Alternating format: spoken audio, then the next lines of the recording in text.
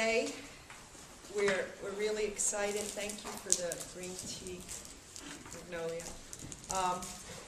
And you know, Christopher Fynsk and I have known each other, perhaps, for a very long time, perhaps. And perhaps longer. Yes, memorial. And sometimes it seems even longer. And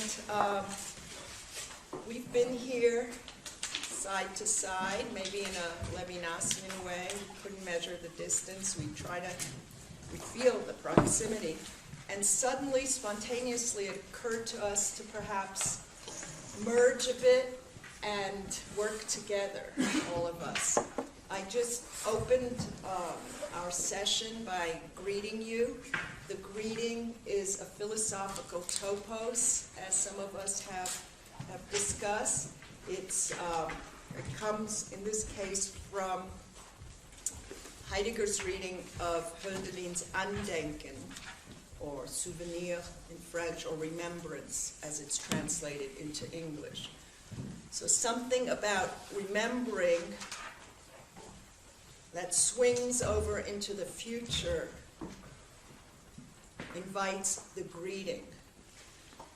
We may get back to what it means to greet, to offer a salutation, its relationship to the salut, or even a redemptive holding of the other, is something that we might consider later on. In any case, every gesture here is super invested and over-determined. So greeting is already a citation, and the ability to greet, says Heidegger in his reading of Hölderlin, means not only, as Arendt will say later on, that you bring the other into existence each time, but if you are at all able to greet, it means that you have been greeted. You've already been greeted by something sacred. You've been brought into a space where encounter maybe can take place. So we're in the draft of the Entzug, the withdrawal now. Now I'm literalizing too much, and maybe Chris will be offended by it. But remember, for those of us who have been reading Was heißt denken, what is called thinking, Entzug ist Ereignis. So the withdrawal is event. So there's an eventfulness of that which withdraws, that calls us to think about it in its withdrawal.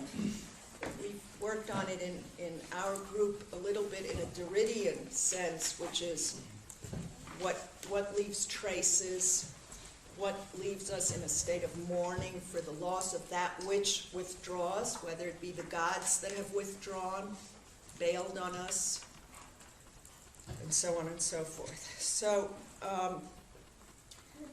yesterday, Rob spoke of vulnerability. We open ourselves with almost a Levinasian, and we're happy to have Emmanuel here to judge us. Vulnerability and openness to the call, to the listening that thinking always implies. What does it mean to come together in this way? Is it a polemical situation? We have been reading what is called thinking. Thinking does not invite polemics or polemology or warfare or any kind of takedown. Is it a rumble? Is it West Side Story? I want to be the Jets, you can be the Sharks.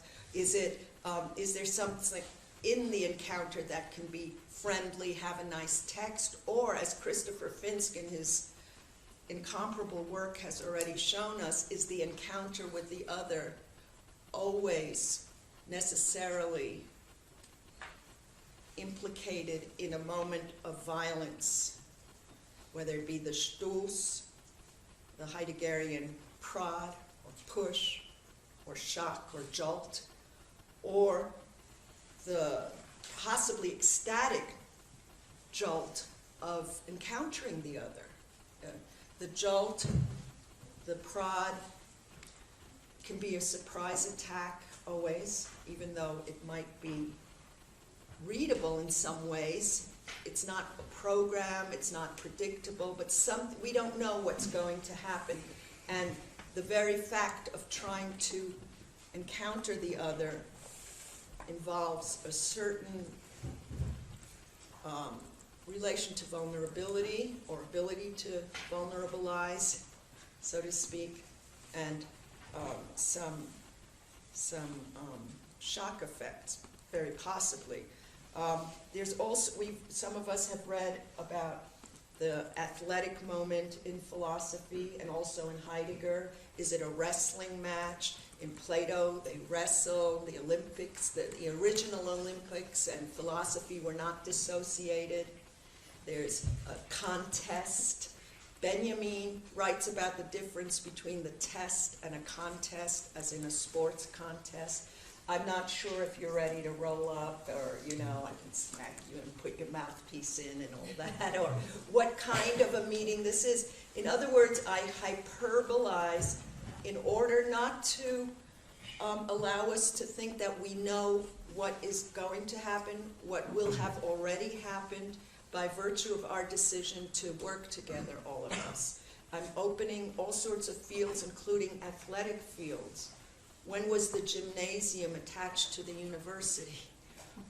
This is a question that Friedrich Kittler asks. When was it detached after Plato and then reattached? Of course, the French don't have those squads, those athletic events that German and American and not English probably.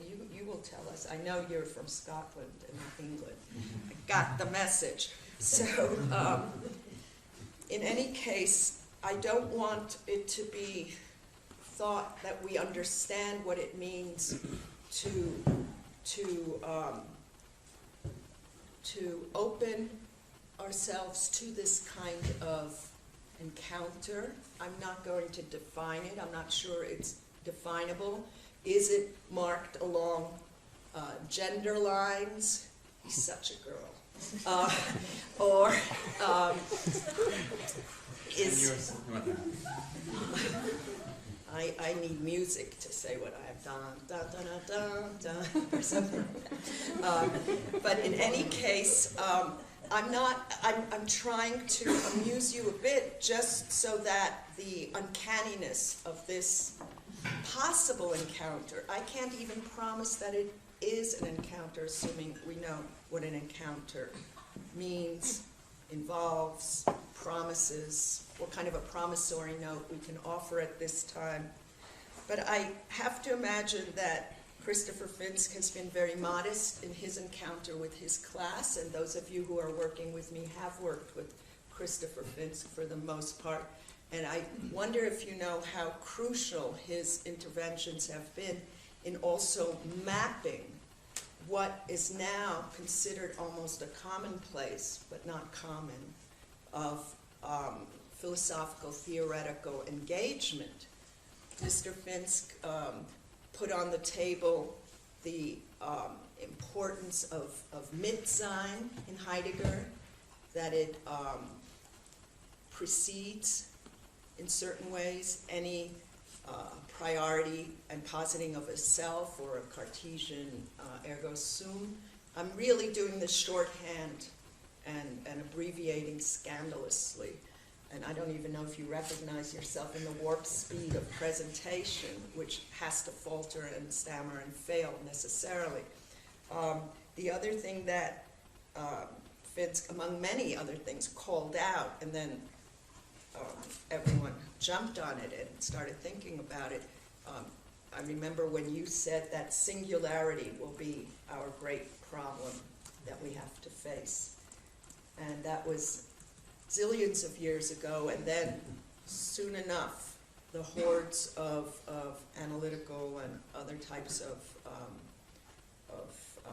critical interventions started occurring around singularity. Fynsk also located something in Heidegger that became very important, and you may not know about this as well, which is, and I'm not sure I have it right because it's attained to rumorological status at this point, which is to say that he located in Heidegger the voice.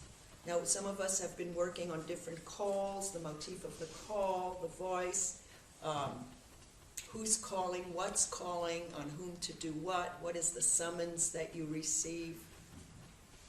And Fynsk located a sudden emergence in Heidegger that showed up on our screens and scanners and then disappeared, which is the voice of the friend. And this was a kind of discovery that, again, was very engendering and generated all sorts of texts, including, well, not only those that are interested in the encryption of friendship or what this might mean to Heidegger when he's talking about either the voice of conscience, the Gewissensruf, or the voice that calls you to your finitude or back to your thrownness and toward your death. Really nice voice, thanks. That calls you up, calls you out, throws you forward, impels you, holds you back, and so on. And Fynsk discovered that in all of this very difficult and dense thicket of voice imprinting in the Heideggerian corpus, there's somewhere, almost hidden in a concealed way, locked up the voice of the friend. So that really started on some level of consciousness. Some people are still working this shock discovery through, all the way through to, I would say, Derrida's politics of friendship. Where does the friend show up? What is friendship? Is friendship even possible? Oh, my friends, there is no friend. Or is it the other way? Oh, my friend, there is no friends. There are no friends. In any case, what is friendship? Is it possible? Can you be friends with your students? This is a problem for Husserl, on whom Heidegger shat in the end, but whose great disciple and devoted friend was someone called Eugen Fynsk, who the Fynsk line is something I'm listening to, who stayed close even in the darkest patches and when they had to clear abysses, but staying close as a reader, as an exemplary reader, as someone who could hold the text of the other, receiving it in the Entzug or the withdrawal. So all this by way of unsettling what might seem settled or familiar to you, which is to say, somehow, and we can't measure distance or proximity, we have something to do with friendship. I wanted to open this up. What is friendship? Is it possible? Does the institution kill it? Can professor types of functions be friends with one another? Very rare, wouldn't you say? I mean, we've tried with all sorts of positions and so on to call upon friendship. And what is called friendship? This is something, the trauma of friendship. How can it be marked? Can it be known? Can it be recognized? Is it only simulated in certain institutional and threatening structures? All this to welcome my dear friend, my buddy, my pal, my partner in crime, the guardian of part of the history in which I might be inscribed and which is not available to me. We traumatized types have no access code to our histories. Maybe it happened, maybe it didn't. The witness, Fynsk has exemplarily written about witnessing, testimony, and we saw the other night in his reading of L'instant de ma mort, a grappling with the possibility and impossibility of providing testimony at a moment that does and doesn't happen. Yesterday we talked about in our group Dostoevsky in front of the firing squad, and tried to read bifocally with what you said.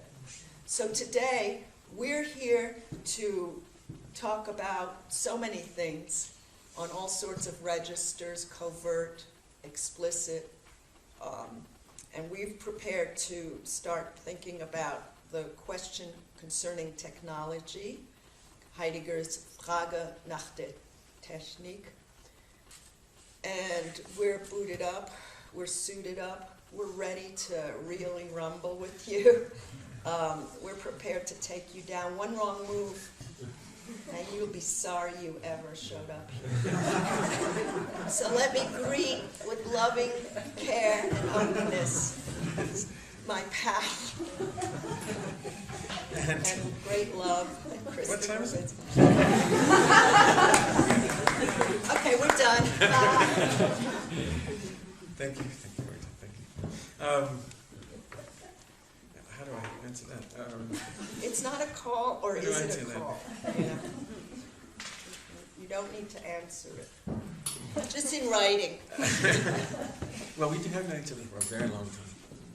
Long before Avital's marvelous, fantastic arrival on the scene with this book, the telephone book. I mean, she was already all over the scene, but nevertheless, when the telephone book came out, people became aware of this thinking about technology.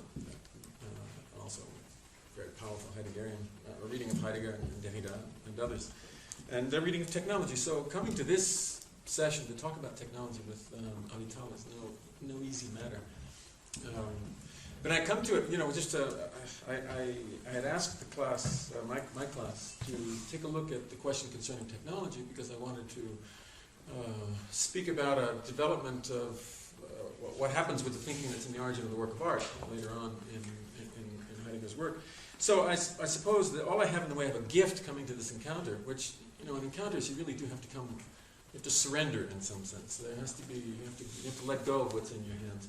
But at the same time, it's probably wise to have a few things in your pocket, in the way of gifts. So that was, what I proposed for this encounter is just a few remarks about the question concerning technology, because I think Avital had referred to it in the course of her sessions, and we might have, on that basis, a meeting ground, a point that would allow us to speak together a bit. I know, I'm sure all of you, after listening to that introduction, all of you in my class are saying, shit, I've been in the wrong class.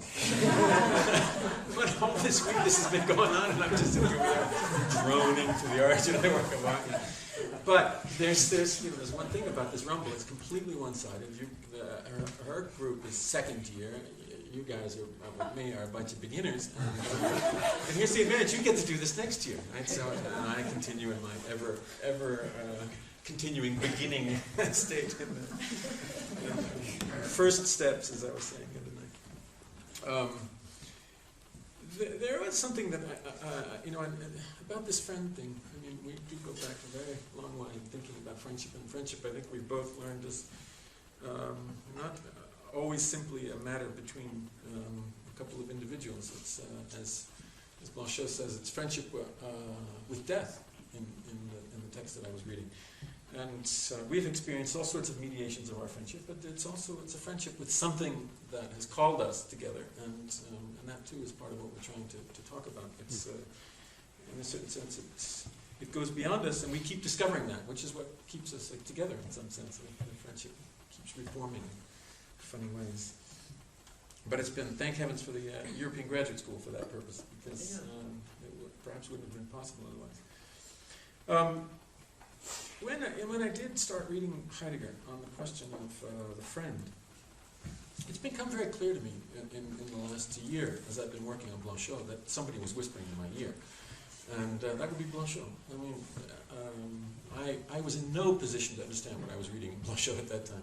But there was a whisper, and I was then picking up the text of Heidegger, reading it as carefully, and God knows it was a long process. But there was a whisper there, and if I did, in that sense, discover anything, it's already because it had already been pointed to, insistently by this other with whom I was coexisting. So.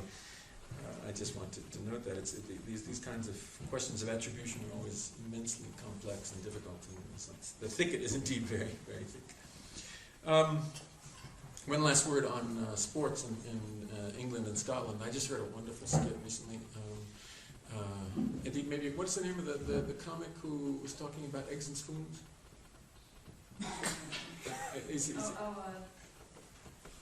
Chatty Man. The Chatty Man. I can't remember. You love this. You would absolutely love this guy. He has a TV show. I'm sorry? Alan Carr. You know Alan Carr? He has a little TV show where he calls himself the Chatty Man, and this is absolutely wonderful. But he was talking about why he's useless in sports, and he says, well, what do you expect as we go through school? And this is true in school in England and Scotland. You have these sports days at the end of the year, which is the only time you have a real assembly around sports. And what do? You have events like you run around in sacks, or you try to run down 100 yards, but you have to change 3 times, and of course you're stumbling. Or the other thing, the famous one, is running with a spoon, an egg and a spoon, and trying to... He said, how are we supposed to, develop in sports with these kinds of training? I feel a little bit like that when I come to this. I've been running with eggs and spoons, and I'm trying to talk about technology with maybe before you start, I should just say that one of our tracks has been pedagogical, even etapedagogical, and we're investigating, and this will be connectable at some point, what the one sitting here can be qualified as or predicated as. Are we trainers, coaches, teachers, etc., etc.? Blanchot famously made the difference or distinction between a maître, a master teacher, a master and a teacher. So the position here also is something or Nietzsche would call this position that of an animal trainer. But he meant that in an honoring, ennobling way.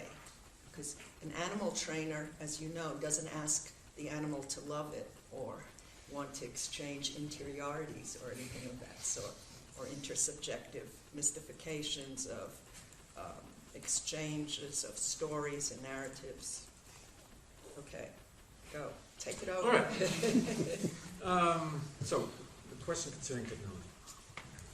So I want to, like everyone in my class, I just had a chance to reread very, very rapidly, and I couldn't, excuse me, didn't have the German with me, so it's very, very fragmentary. But I did have a couple questions. Wie bitte? I had a couple questions in my mind when I asked the class to take a look at this. One of the things, and I'll maybe just catch up the group as a whole with regard to these questions. In the origin of the work of art, Heidegger appeals to a notion of production, to talk about the way in which equipment, as he calls it, the things of use, our tools, everything we use in everyday life. To talk about the way equipment comes about. And his move in the origin of the work of art is to say, if we try to think the particular character of that thing that is a work of art, we have to avoid simply applying the traditional notions of what a thing is. And he gives us at the outset of the origin of the work of art 3 notions for thingness. And the one that he points to in particular is the form-matter distinction. And he says this distinction has become the sort of generative matrix for all relations to beings, and any thought of equipment or any thought of art. It is the predominant concept in aesthetics. So his effort in the origin of the work of art in the first half, anyway, is literally to deconstruct that concept of the form-matter relation and everything that goes with it, a whole set of binary oppositions that are operative in metaphysics, passivity, activity, subject, object, a whole series of things. So, how does he do that? He tries to situate the provenance of this distinction between form and matter. And he says it comes from the Greek notion of production. He says the Greeks thought the thing from their notion of producing equipment. Now, he doesn't say this is wrong, but his aim is to, in some sense, to situate it and to show what this thinking allowed, but also what it foreclosed, because he tries to demonstrate the way in which this form-matter distinction gets generalized to everything inappropriately. And so this his question is, well, is this form-matter relation really pertinent for art? If it belongs to the field of the production of equipment, does it work for art? Now, what is particularly interesting about this is this notion of production was one of the guiding concepts for his work in the 20s, in the existential analytic. All understanding, the understanding of the Dasein, is an act, and it's an act of production. The Dasein produces before itself a world. And it is, as he says, the essential act of the Dasein, and he's thinking this both in terms of praxis and poiesis. Both of these terms are being absorbed, and there are all sorts of scholarly texts about, is it really poiesis, is it really praxis, which is getting the privilege in Heidegger? And frankly, I come to the conclusion it's neither. At least neither by the time that we get to the origin of the work of art, because Heidegger wants to get past this notion of production, which he thinks has been taken over in the history of metaphysics and now is determinant for the modern metaphysics of subjectivity. And he's looking to Hegel, he's looking to Marx, and he's looking, I suppose, also to the contemporary thought and technology to see this way in which a notion of production, Herstellung, holds sway over all of the modern relation to being. Any notion of reality, any notion of actuality, any notion of the thing's being is defined by a notion of production. If we think of Hegel, we think of the labor of the negative. If we think of Marx, we think, of course, of the labor of the agent of history, which is the proletariat, and so forth. So, in the modern metaphysics of subjectivity, a notion of production is predominant, and Heidegger is as he takes this over from the Greek notion, which in 1928, I think it is, in the Basic Problems of Phenomenology, one of his lecture courses, he says this is the universal ground for thinking the relation to beings. He says the Greeks got it right. They studied the nature of the human, the constitution of the human being, and they were correct in understanding that production was the basis for understanding the relation to beings. So he takes it over. And this is, he takes it over, of course, after a whole reading of medieval philosophy, modern philosophy, and so forth. It's not without a certain translation, but nevertheless, it is a thinking Greekly, in other words, making the Greek more Greek, the notion of production and bringing it into his notion of being in the world and understanding and producing. In that essay in a lecture course, 1928, he gives, and I read this to the class yesterday, I think it was yesterday, the day before yesterday, he gives an example of what he means by producing the world. And he says, art shows us this at work, and he gives this passage from really the notebooks of Mount Brigg. And he gives this beautiful, stunning page where Rilke's narrator confronts a wall, and what he's confronting is his own Dasein, but in its uncanny and unbearable presence as his life, and the narrator flees. And Heidegger looks at this page and he says, see, that's what I mean by being in the world. That's life. Rilke has understood. Well, in the context of that essay, it doesn't work at all, because he hasn't given the means to think what he means by life. He's talked about the production of a world and being in the world, but this nauseating presence of human being in the form of the stains on the wall and the gas leaks and the stains by the bed and so forth, all of this is completely unaccounted for in the Basic Problems of Phenomenology. And it's reading it from if you've never read anything beyond the 20s, you might go along with Heidegger and say, oh yes, okay, that's just such a powerful evocation of being in the world. But if you read it from the origin of the work of art from the text of 1935, where he introduces the concept of earth, you realize he was missing something absolutely essential in the 20s. He didn't have what he came to understand, or what he proposed to us as a notion of earth, which is where you can begin to approach this question of, you might say, the physis, that is an essential part of the human Dasein. So there's this wonderful sort of demonstration of what he says himself in the essay of 1935, which is that the notion of production blocks access to other dimensions of things. And so we have this astonishing statement I think, in the origin of the work of art, later in the text, where he says, we only get a relation to the thing as a thing from the work, from the artwork. We can only begin to raise the question of thingness from art. Otherwise, this notion of production, as it has defined our relation to being, has blocked our access to this question of thingness. So the question then is, art is allowing a relation to thingness that production has in some sense occluded. So in approaching the origin of the work of art with the class, I tried to take up the topic of the use of the earth. And before we proceed, can I say some things? Or yeah, do you absolutely. prefer no, to? it's fine. It's fine. Are you sure? You don't Sure. feel disrupted? No, I've got. I'm on a training. Yeah, but I don't want to pull the emergency. I'm on a Zug here that's going to, I'll just keep going, whatever you say. I can be on an Entzug if you want. Well, that's But, go ahead. see, we don't know what the terms of encounter are, and that was a violent stoos that I'm jumping in here, and it's perhaps an off-ramp, and you can certainly designate it as such, and then we'll proceed. First, the question arises of Rilke's insertion in this moment, because very often well, this would make us ask, those of us who are, and that's all of us, readers here, what does it mean for Heidegger or any heavy, big gun text to make an appeal to a poet at a moment of ostensible demonstration? Okay, and where has Heidegger done this before? When will he have done it again? To what effect, and according to what kinds of protocols of reading?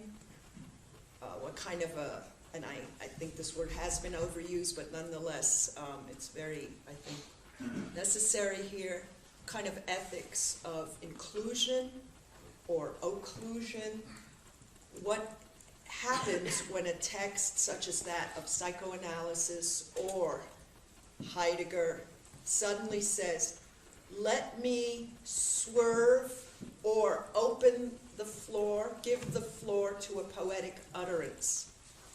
How do we even read that? Is it a disturbance? Is it turbulence? Is it an inclusion, an incorporation? Is it a way of not saying what you, or is there something that the poet knows in terms of a maybe supracognitive having witness? For Heidegger, Hölderlin, witness being. The philosopher or thinker can't make that kind of claim. Elsewhere, Heidegger thinks that Rilke, precisely on the case, in the case of life, got it all wrong. Right? He's still too metaphysical. So, what is this? A flirtation? Is it I'll try you out? I'll give you a tryout. Is this your audition, Mr. Rilke? You know, come in here and let's see. Or is this a way? Because in other texts of crucial importance to our thinking today, whether or not we acknowledge it or know it, that's another question. How do texts arrive, and where do they arrive, and how do they establish themselves? Not always by reading in the scrupulous way that Fynsk exemplifies, but certain texts, such as that of Marx, arrive by other routes, we could say. In any case, here you have, let's say, the pulley, the technology of reeling in Rilke. And does Rilke, what kind of a couple is that, Heidegger and Rilke co-signing? Is the poet a front man for something that, a beard, a mask? Is it the impossibility of the saying that the thinker, philosopher has to avert his gaze from? Does Rilke know something, or is Rilke an easy takedown? Is Rilke an alibi?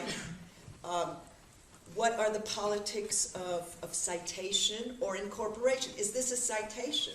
Am I only quoting Rilke at a crucial moment in the development of what I have to say? What is this invitation? Am I leaving Rilke with the, am I bailing on Rilke? Let Rilke say some piece of shit here, and then I'm going to, I won't sign it. Or, so what kind of a couple is this? And, Heidegger has quite a rap sheet on what happens when he calls the poet in as star and state witness for philosophy or thinking. Philosophy is already wrong. His, as Lacoue-Labarthe has said, his appropriation of Hölderlin, Rilke's granddaddy, is scandalous. He warps, he distorts, but then who doesn't? But that's another sidebar. But to ideological ends, Heidegger abuses the poet. He's a poet beater. He's not to be trusted. And yet he brings in the big names, Also, whom does philosophy or psychoanalysis call upon to pump meaning suddenly, or to cover over and dress a wound, to say what the unsayable, or to, is it a guarantor, almost transcendental guarantor? Is this the signature I need to pump up my, my prestige and authority? Do I need the authority of the poet? At the same time, hello, what authority does a poet have in philosophy or thinking? So is this actually a revalorization from the point of view that we're beginning to open up here with art? We somehow, Fynsk is showing us so far that we need art in this thought. Is poetry an art, a poesis, a production? What is it showing us? What is it failing to show us? And then I want to just point out the motif of what blocks access. This is a very Heideggerian move that I tried to read in terms of addiction and different kinds of modalities of willing, urge, desire. The addict, and I'm saying this far too quickly and in shorthand, scandalous also in terms of the distortion that's taking place here. The addict who is dependent on what is available, only on what is available to Hanman, it has blocked access. That's the very syntagm. To understanding, to futurity, because you're only trying to get what is available, in a sense. That's very shorthand, abbreviated, condensed, distilled, perfect cocaine kind of insertion here.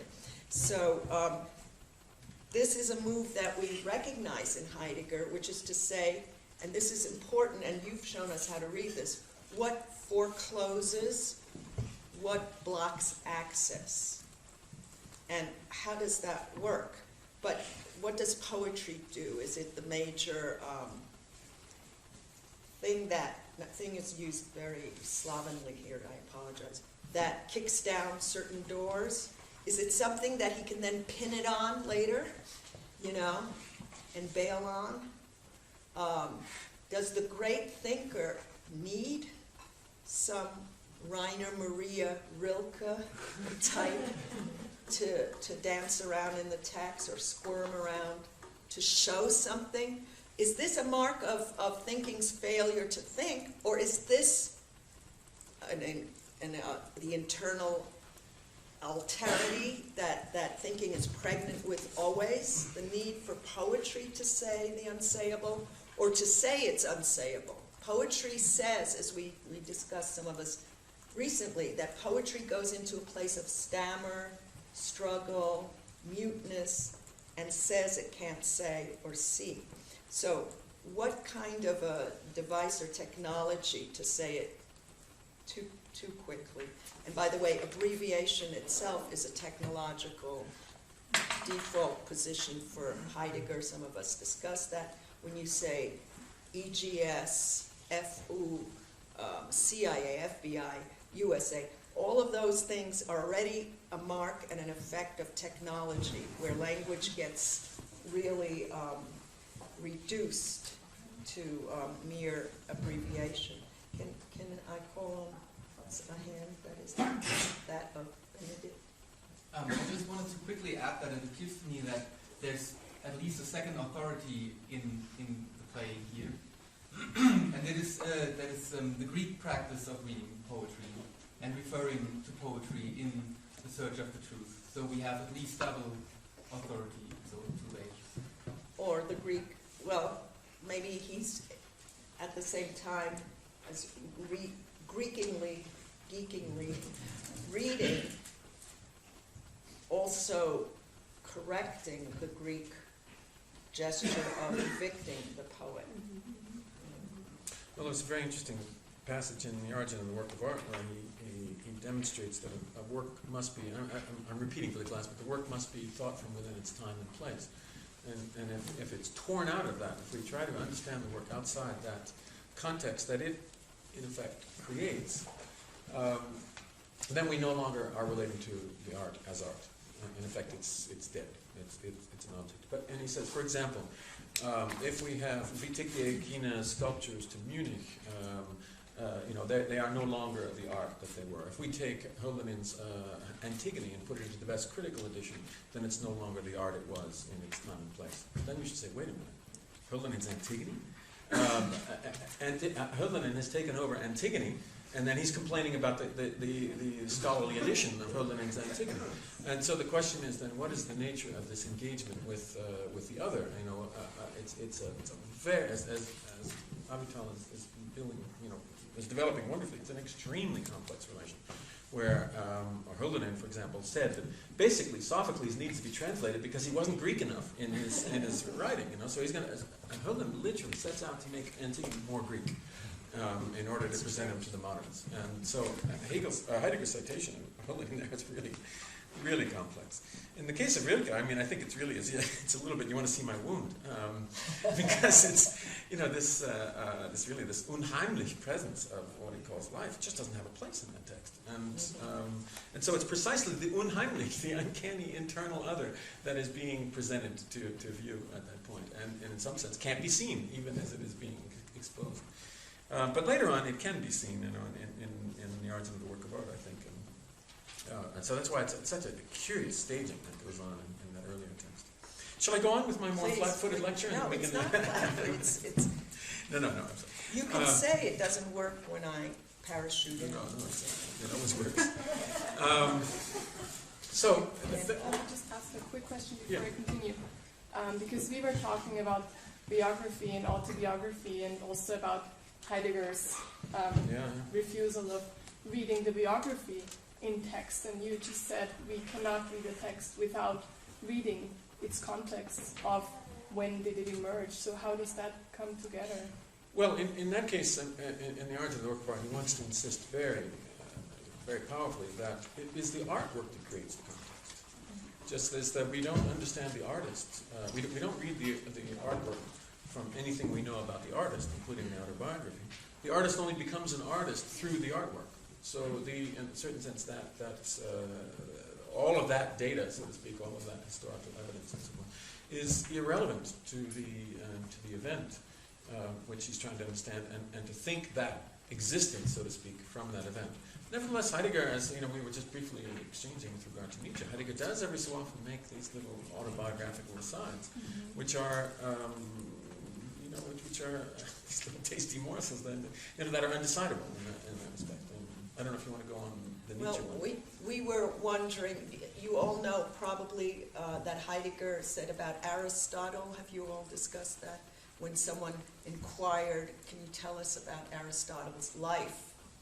And does this match up with life here at all? And Heidegger disdainfully and authoritatively said, all you need to know about Aristotle is that he was born, he thought, and he died, something like that, right? And that's all you need to know. Anything else is Gerede, is nonsense, is gossip, is bullshit. It's not essential at all. But then we discovered, as we were reading in Was heißt denken, that there's a moment that suggests perhaps, nonetheless, a pull toward something like a biographical morsel or dossier that he keeps under lock and key, but he kind of, why is it necessary to say very simply, Nietzsche, shyest and most quiet, right, of men. That's the main thing. Knew the necessity of screaming. So it does modulate the scream, the very famous, unstoppable schreiben, schrei, krieg, krieg, that became so important in philosophical and theoretical thinking recently. So what does it mean? Chris just said it's undecidable. Does that predicate or tell us something about the man Fritz Nietzsche? Do we now, and is this relevant or irrelevant? We thought it was bracketed out. But first, what is the status of that utterance? Is it descriptive? Is it strategically used only to qualify the decibels and requisite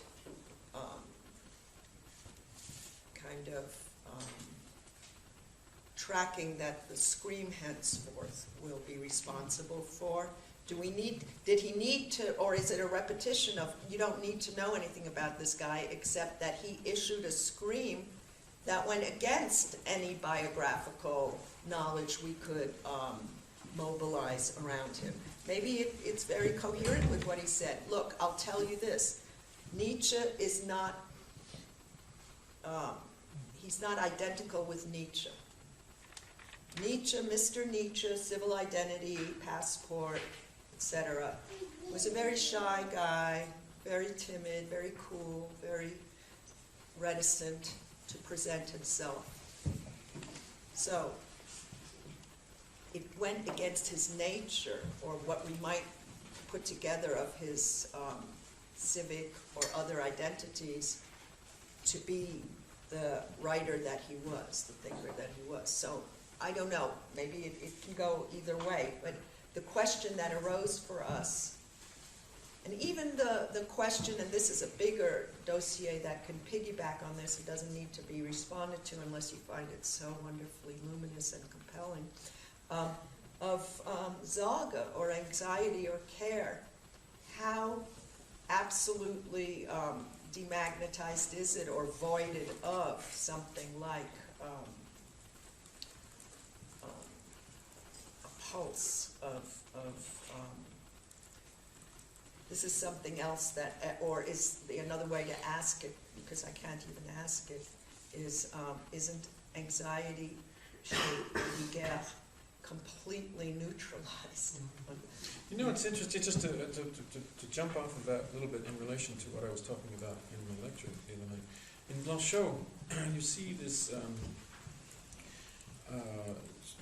constant evocation of passions, and he's trying to rethink passion. And Right. Suffering is one of those, and I would say that these are in fact linked by Blanchot. But anyway, what's especially intriguing to me, and I alluded to this at a certain point. He says that this, if you will, this essential suffering that he's trying to think, or this essential mana, or this affliction, or this essential passion of dying, however different ones he alludes to. He says that they communicate with our everyday sense of these. You know, your average toothache, or whatever form of suffering, or personal suffering you might be involved in. This is not unrelated to the essential suffering that he's trying to say. So. The essence of suffering is something suffering, and it's, you can't divorce these. And at one point in Le Paradis, I think he has an incredibly important sentence. He says that a voice speaks just as I'm alive. No, you're dead. There's an exchange like that in Le Paradis where a plaintive self says, I feel that I bring my weakness to the world, and in this I'm a further addition to the general suffering, or maybe it's affliction in that case. And he says, the voice is saying, how do I eliminate this presence of a faulty, plaintive, suffering self in order to help the general good. I'm certainly not helping by bringing this weakness into the scene. And the voice says, your task is in effect to be your weakness. In other words, be nothing, even if you have to live this in all of your pathetic suffering. And in fact, you're not going to avoid that pathetic suffering, but carry that knowing that it is with something else. And so Blanchot is often condemned in a sense for, you might say, the sort of pathological presence he projects. It's this morbidity and so forth. And famous commentators say, oh look, he refers to joy there, and it's so unlike the Blanchot we know, etc., etc. And I think that there's a sort of a shading there of the person, and his extremely shy, timid character, and the suffering, the various forms that he went through. There's a linking of that with the essence of his thinking, which is about the relation to death and suffering and affliction. But Blanchot is there saying you can't distinguish these in some sense, and so I think that's an interesting sort of perhaps addition to what you're saying. And of course, I would just add to what you're saying in Heidegger, this whole motif of timidity and shyness, both in a human sense and in an animal sense. And so, when Nietzsche is shy, is he in an essential relation to that Entzug because there is a reserve, or is it, et cetera, et cetera, et cetera, et cetera. I think everything you're saying is appropriate. So I would just not that we wrap things up here, but can I add something, which is that we were asking about the kind of disabled, possibly, impetus of anxiety, but maybe rerouted through Levinas, because there's another partnership, and we're thinking about right now couples that teach and think and so on. Levinas and Blanchot had an essential friendship. Blanchot also helped save Levinas and so on, and sheltered him. So I'm wondering, in the sense, and I'll give you the attribution here, Derrida surprised us all one day by starting to rethink his relation to Paul de Man, it seems like. And he points out that Paul de Man has no affect, let's say, is affectless, no concern for the victim, and so on and so forth. And this is too fast forward, but I'm thinking, the very thinking that gave us anxiety, or Sorge, or angoisse, or souci maybe, as being the accompaniment to understanding. If you're not anxious or freaked out to some extent, you're not probing in a Heideggerian way, Doesn't it seem to have been vacuum cleaned or something, or demagnetized, but I don't even know how I would, if this is not a legitimate question in terms of the vocabulary we've been given, but that I just revealed my cards, thinking how stunning it is in some way to consider how essentially he opened certain possibilities and understood. I don't know, what would you call Sorge a mood? Not quite a category, but understood this kind of trembling, fear and trembling related to the very relatedness to being and finitude. And yet there's something very, he puts on those concrete shoes or peasant shoes to ground him. Well, let me go on Please. and just take off from this question of the human.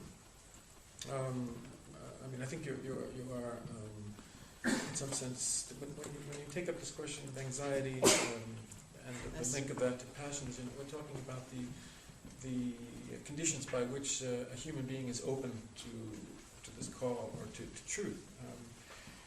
There is in this suffering an exposure of some kind. There's an anxiety, an exposure, and that exposure, that opening, that sort of opening of a sight, vulnerability. There's a sight that as Heidegger says in Gelassen, right? Truth needs humankind because humankind is powerless over truth. It's precisely in vulnerability. It's precisely in something that is not of the order of power or ability or capability. It's precisely in a certain vulnerability or powerlessness that the relation that he calls truth, the relationality that he calls truth, can come about. So this is where the question of the human comes in, and the question concerning technology is all about the question of the human. So I was trying to, there are two things that I wanted to get at in relation to the question concerning technology. And so I'll just continue with that. First of all, I was trying to understand how the introduction of the question of art represents an effort on Heidegger's part to rethink the question of production as such. And so for a long time, as I was thinking about production, I was trying to go back into the Greek. Is it poiesis? Is it praxis? And sometimes he gives a privilege to poiesis. At other times, and he just seems to do that in the question concerning technology. Other times it's praxis. The essential praxis is a form of doing that communicates with the Platonic notion of the good, and so on and so forth. You go back and forth. But as he moves past the project of fundamental ontology and the existential analytic in the 20s, yes, and then goes toward, after the turn, the so-called Kehra, the turn by which he rethinks the place of the human subject in relation to truth, he starts to address the question of art. He thinks of art as technology, as you remember from the artwork essay, and he also he's implicitly referring to a notion of poieing, of making and producing before one of something.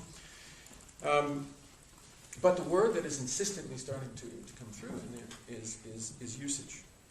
And the artwork, I think one of the distinctive points of the artwork essay is his idea of the use of the earth. This is what hadn't been available to him in the earlier lectures when he cited Rilke.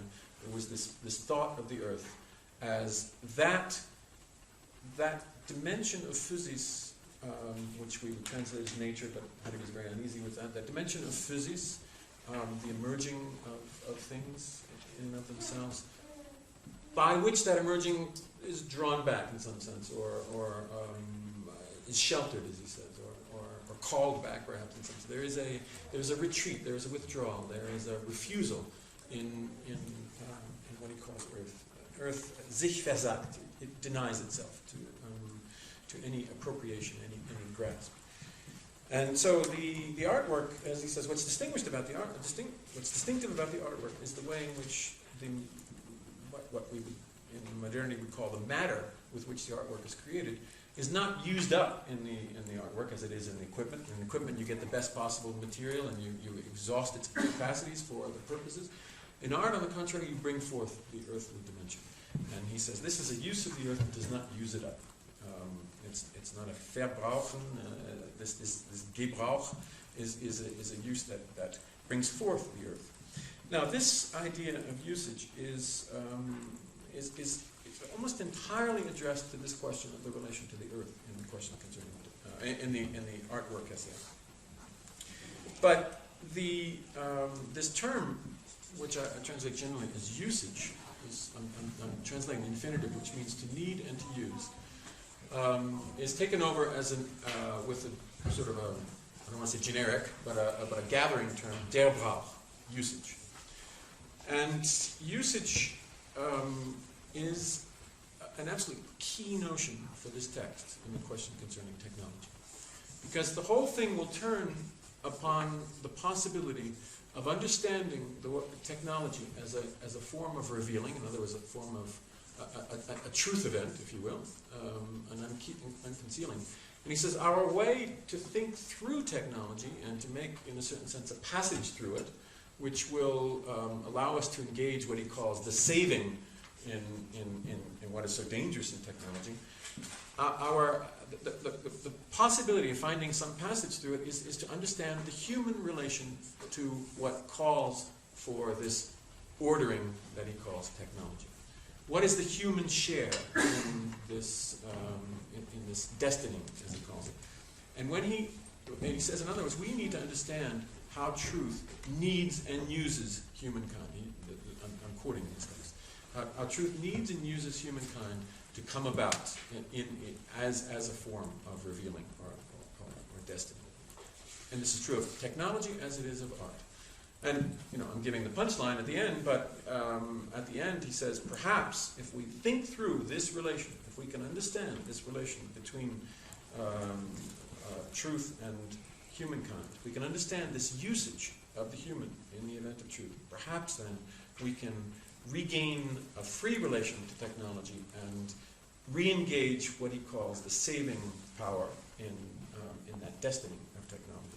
So the core issue then is to think technology as a destiny, and to think in that destiny, he says, a granting whereby humankind is engaged in and by Ereignis for the event of truth that is in our period technology.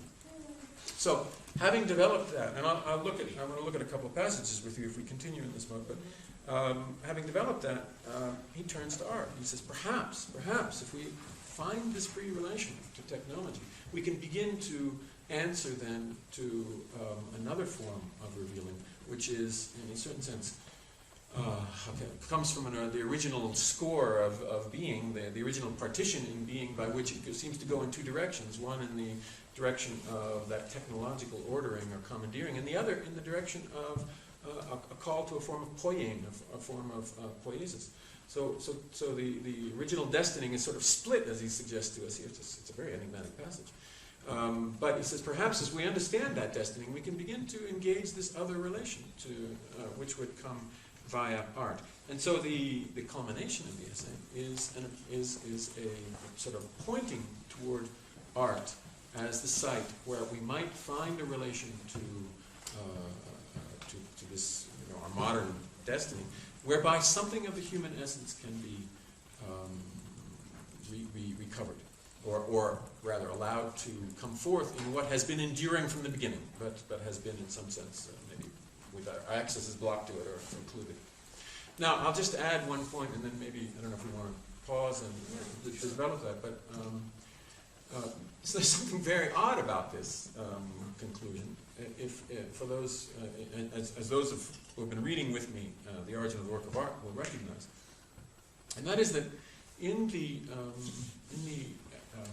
addendum to The Origin of the Work of Art, which was written, I'm afraid I'm forgetting dates altogether now. This one is 1954. I think the addendum is 1952.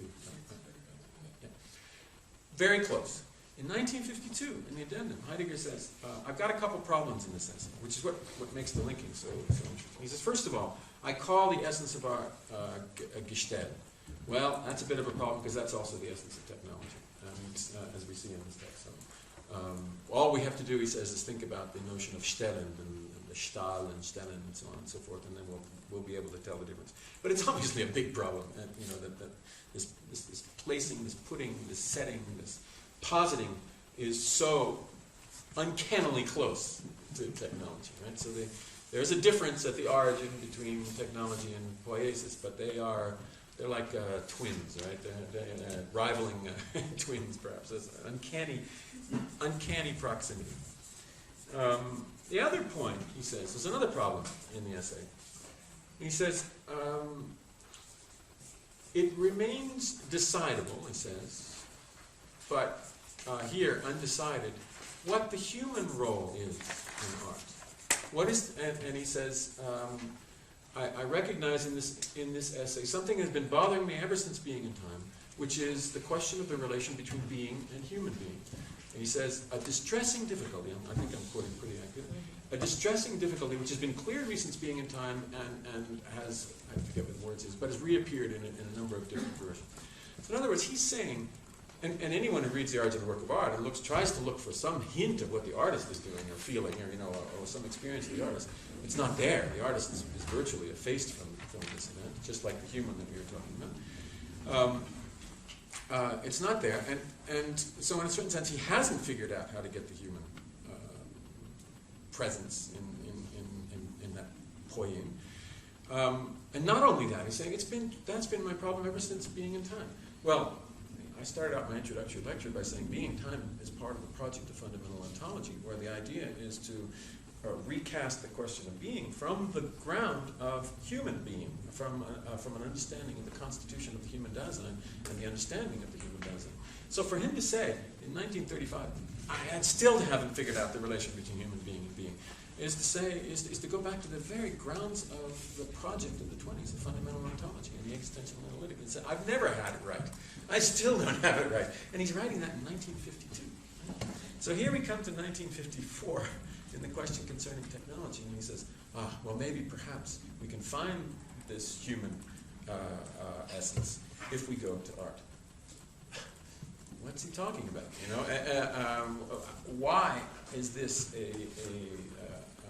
some sort of revelation, or why does this give us a path toward this enduring essence of the human that has to be recovered in some sense, repeated in some sense, brought back and brought to the fore? Just one word. I think that there's a curious thing that's also not appearing very much in this, except perhaps right in the core topic that you've been taking up, the idea of the call. There's little mention of language in this essay, the question concerning technology. There's this fascinating stuff about the four causes, taken over from Aristotle, but how the modern appropriation of that notion of causality completely misses what Aristotle was looking for in understanding those constituents of the making of the thing. And forgetting how I want to go forward there.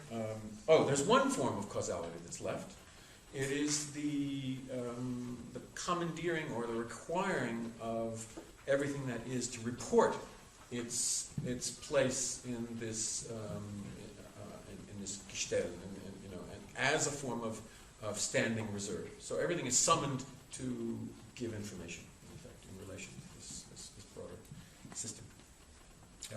And then he suggests, in order to begin to get some leverage in relation to this this way in which humankind is summoned to participate in this vast, I'm just going to say system, by which humankind loses a relation to its own essence, we should understand a call. We should recognize that there is some form of a gehass, there is some form of an address to humankind, that humankind is taking over as it takes its mission, as it takes its assignment. So there's a question of language. And at the end of the addendum and the origin of the work of art, he says, this question can be dealt with if we go to the question of language. And so it's puzzling to me that I almost have the feeling he ran out of time when he was writing this essay, and he just threw out the art thing as a way of perhaps coming to a conclusion. But it seems to me the real question is language here, and which really hasn't been engaged in. That's funny. That's almost, if I may say so, out of love and friendship, a symptom, because when you caught Blanchot misciting 1806, you gave him that kind of an excuse as well. Why did he fuck up? Well, or here Heidegger runs out of time. It just feels fast to me at the end. That's I agree. At the same time, essential stuff is going on. I love it. You have Fynsk telling you all this heavy stuff, and it's fabulously compelling and despairing in certain ways, and then he goes, well, he ran out of time. Which, by the way, would be a great dissertation, running out of time. Kant, in the prefaces to his critique, always says, look, I'm writing like a pig because I don't have time, but that's something we could talk about another time. We don't have time. We're running out of time. But running out of time and breathlessness in a work that is supposed to be hooking into and throwing cables to the truth and eternity and that's very, very poignant and important to note who marks how the metronome is going and for whom the bell tolls and so on and so forth. We're going to probably need a pause, Yeah, I'm thinking. But before that, are there any questions so far? I mean, you have more to say, right? Or I could go into a few passages and point to a few things that I think are of particular interest and one, could illustrate what I've been saying a bit. I'd like to put a couple of things on the menu. One is what you indicated to me as we not having enough time and running out of time, always running out of time, past each other in the corridor. You said that there's something like warehousing and storage taking place. Batteries in Heidegger, which is, in a sense, in terms of the more the technicity of the technological and not the essence of technology necessarily, though there are contaminations necessarily, is something that's very important also for computer technology and so on, which is a thinking of storage that we may or may not want to storage of energy. Storage of energy, warehousing Nietzsche even. When you say running out of time, this is also kind of around the time, right, when he's still engaging Nietzsche, or am I too vague? Yeah, I think he couldn't, Nietzsche didn't let him go. That's right. He was trying to lose Nietzsche so often and shake Nietzsche and kick him to the curb in certain ways. But Nietzsche might have dragged him through the mud of the necessity of thinking. We were talking about art in our class for Nietzsche as a suicide prevention center, in a sense of the need, since you bring up, and this is another one of Fynsk's innovations that you're going to then see for years all over the place, the question of Gebrauch, Brauch, Verbrauchen, use and usage. That truth uses, maybe even uses up humankind. We want to look at that, perhaps more closely, zoom in on what it means to be used up, perhaps depleted, exhausted, not a kind of Energizer bunny kind of replenishment track. Sorry for, I'm going into the paratactic right now and zoning out a little. So that's one thing. Oh, that's wonderful. Using up, wasting human, and it's almost, I'm just going to hyperbolize scandalously, it's almost a Nazification, almost, the using up. The D, which is, maybe it's too much, but let me just put it out there, there's something about that we might want to consider and open up the frightening sealed and condemned sites of what Heidegger called the industrialization of corpses. So if we can if we want to, because it's one of those dossiers with those nuclear signs on it, like, don't open this up, do us all a favor.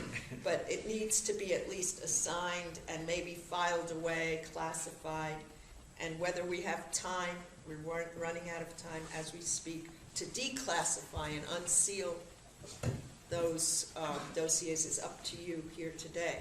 So, Nico, do you want to help out here? I don't know if I'll be helping out at all. Oh, by the way, thank you, you already did. Fynsk was talking about powerlessness. And in another work of his, he points us to helplessness in Heidegger.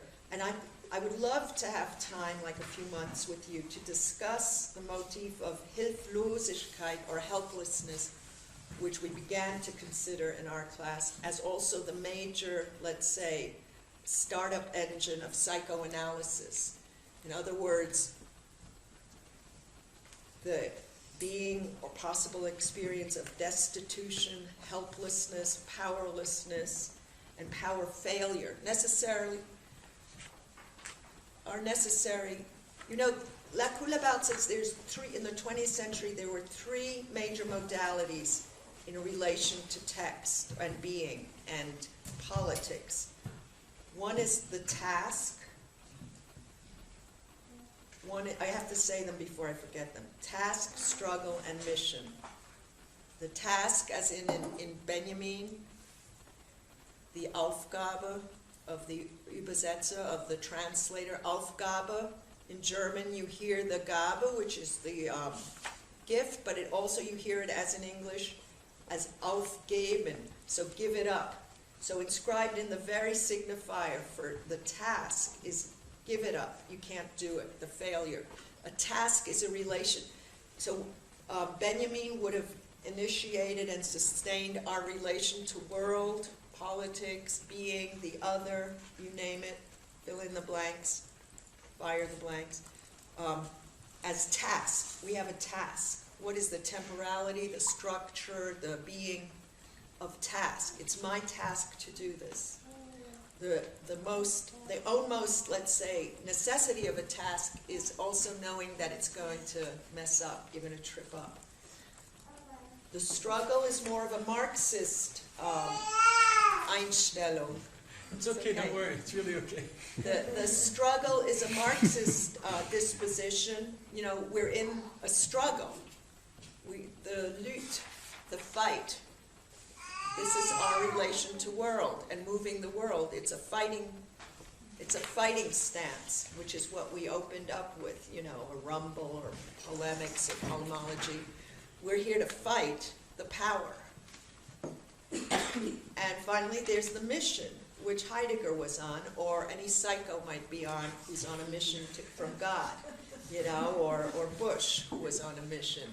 So these are the three fundamental, let's say, according to Lacoulabau, poses, poises, relatedness, or standoffs in relation to life, being, etc., that we might consider also as having been a legacy of the 20th century. You might want to ask, I mean, obviously we're posing this without suggesting a deconstructive takedown, like when does the mission spill over into task, or and so on and so forth. There's no contamination here so far. So these are the major thinking slogans, or the flags under which being and political grammars were led or misled. Thank you. That was very helpful. Go on. And now, now let's analyze that. The way language starts here. Listen to the ah. This is all about language, actually. Is Gestell a form of naming? Is Gestell actually what, could we see it as, is the same as language, and how it inframes and controls, and being a specific passive, where this ordering holds sway, it drives out every other possibility of revealing. And usually we think of language as a form of communicating, of moving through or around, or I've been with you too much now, I'm going to start above and beyond. Can we Is that a complaint? Did I hear a complaint? Not a complaint, a compliment, a calling forth. Yeah, the compliment. But seriously, is there? I mean, That wasn't serious? Can it work? I'm not serious. You know, like in Goodfellas, they go, "You're funny." I go, "What do you mean I'm funny?" But can it work as a blocking? Can it work as a blocking? It's or this an form unblocking? of ordering and challenging. I guess does it work? Does Gestell work if we see it as a form of naming or language? Does it work in the same way where it's ordering and therefore causing both a revealing and a withdrawing? Well, I think that actually it's both. But there are lots of hints in this text that there's a use of language involved that is, on the one hand, it's just outrageous when he brings forth Gestell, just as he used Aufriss for the work of art or the essence of language. He says, this is absolutely ridiculous, as a violent gesture, it seems to be just I don't say irresponsible, contingent, a whole series of words. He says, but this is nothing next to the way what Plato did when he used the word eidos, and that was really outrageous. You know, what we're doing is tame fooling around. But there's a suggestion that he is being that there is a real sort of a courage, you know, and he uses the word mut and vermutung.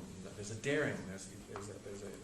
There's a risking of a word here, which is going to disclose things for us in a way that is perhaps somewhat different from the disclosure that's going on in technology, where you nail down and report, and where you are just relation to information. There's a very interesting passage in 323. It's very Derridian, if you will. And Derrida allows us to, after having watched him introduce words at certain points in text, you can hear this on page 323 in our text. The fact that now, whenever we try to point to modern technologies, the revealing, the challenges, the words setting upon, ordering, standing in reserve, obtrude and accumulate in a dry, monotonous, and therefore oppressive way, this fact has its basis in what is now coming to utterance. It's as though the language is imposing itself upon it. And if you go back to Das Wesen der Sprache, that essay, he talks about being used by language. He says we're not. When he starts talking about outrageous naming and so on, he says, in fact, we're just following hints, and we're being guided by language. Language is using us here. It's not us using language. And so there's a kind of a give and take in this usage, and he's suggesting very strongly here. It happens twice, as I remember, as I was reading through this, that the words are in some sense given in this process. So it's not the naming in the sense of simply fixing and framing that I think that you're worried about with this instance of naming. Here, naming has something of a disclosing character, which is perhaps already other than what the disclosing that goes on in technology. I still think